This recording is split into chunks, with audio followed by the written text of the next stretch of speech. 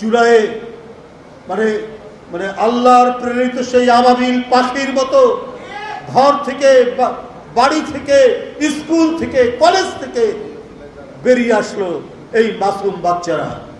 তাদের খুন, তাদের রক্ত ঢেলে দেওয়ার মধ্যে দিয়ে আমরা গণতন্ত্রের পথে হেঁটে যাওয়ার একটা সুযোগ পেলাম।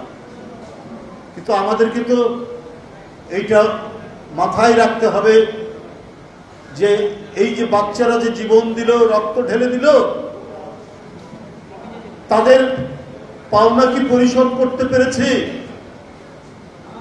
যারা আন্দোলনেও থাকলেন তাদের বিরুদ্ধে চাঁদাবাজির মামলা কেন?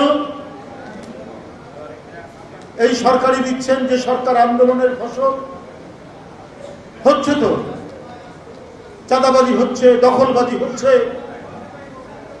আর ওই মাসুম বাচ্চা শিশুদের অভিভাবকরা এখানে বসে আছে, তারা কি পাচ্ছে, কি পেয়েছে? আমাদের অনেকে উপদেষ্টার পদ পেয়েছে, অনেকে ভালো আছেন। তাহলে কি আবার নতুন করে নতুন আঙ্গিকে শেখ হাসিনার যে অপশাসন, কুশাসন এবং চুরি, ডাকাতি, সন্ত্রাস, টাকা লুট, চাঁদাবাজি, ভর্তি বাণিজ্য, চাকরি বাণিজ্যের, সেটা কি আবার পুনরাবৃত্তি মানুষ দেখতে চায়? এই জন্য এত প্রায় ১৫০০-এর উপর এই শিশুরা, এই কিশোররা, এই তরুণরা, এই শ্রমিকরা, এই রিক্সাওয়ালারা জীবন দিল।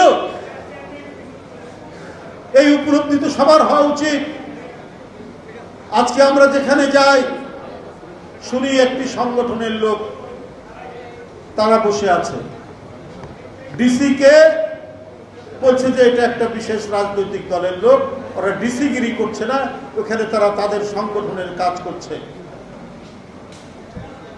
আমি এমনও শুনেছি যে ইসলামী ফাউন্ডেশনের যে ডিজি, তিনি তার সেখানে কর্মকর্তা কর্মচারীদেরকে বলছেন তোমরা রোকন না হলে তোমাদের চাকরি থাকবে না।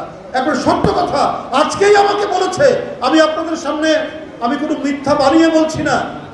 এই জন্য ওই বাচ্চা, এই জন্য হারাম, এই জন্য মুগ্ধ, এই জন্য আবু সাইদ শেখ হাসিনার পুলিশের বুলেটের কাছে নিজের শার্টের বোতাম খুলে দিয়ে দাঁড়িয়ে গেল গণতন্ত্রের মুক্তির জন্য।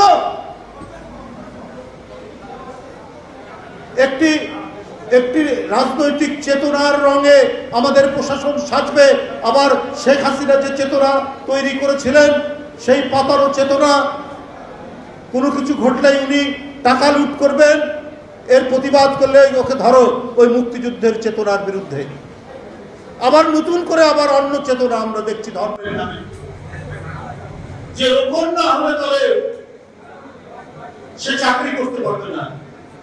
এখন তো নির্বাচন হয়নি, কে ক্ষমতায় যাবে জনগণ তাকে ভোট দিবে এটা নির্দিষ্ট হয়নি। তাহলে এই কথাগুলো কেন আসছে ভাই? এগুলো কেন আমাদের শুনতে হচ্ছে? অনেক দপ্তর থেকে, সরকারি দপ্তর থেকে অনেক আসছে ভাই আমরা কি করব?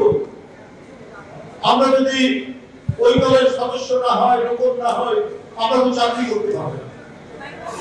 শেখ হাসিনার পালিয়ে গেল তার ভূত, তার আত্মারা আবার নতুন করে নতুন কায়দায়, নতুন চেতনায় তারাই তো আবার ভর করছে। এইটার জন্য তো ছেলেরা জীবন দেয়নি।